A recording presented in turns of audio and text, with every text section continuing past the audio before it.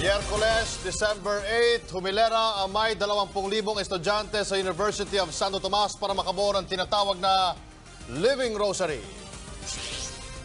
Alay raw ito ng mga taga-Usted bilang selebrasyon sa Feast of the Immaculate Conception at para sa kanilang 400th anniversary sa susunod na taon. Habang payapang nagdarasal ang mga taga-UST, nagtutulakan at nagbabalyahan naman ang mga mambabatas na ito sa South Korea. Pati Mesa at Celia, inal sa panila. Ang pinag-aawayan nila ang pagpasa sa budget ng kanilang bansa. Pangulong Aquino naglabas ng sentimiento sa pagbuwag ng Korte Suprema sa binuo niyang Truth Commission. 80% ng mga empleyado ng PAL boto sa tigil trabaho. Pero management ng airline sinabing walang basihan ang strike vote.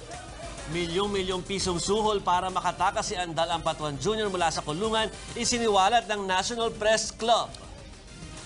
Sa Action Sports, Mike Tyson at Sylvester Stallone balak isama sa International Boxing Hall of Fame.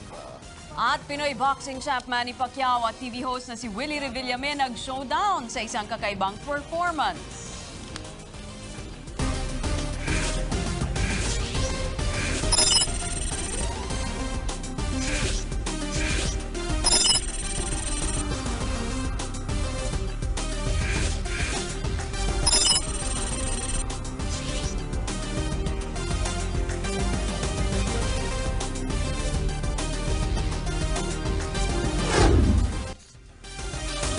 Ang mga balitang maaksyon kasama ang inyong mahalagang opinyon. Sabay naming iyahatid sa inyo.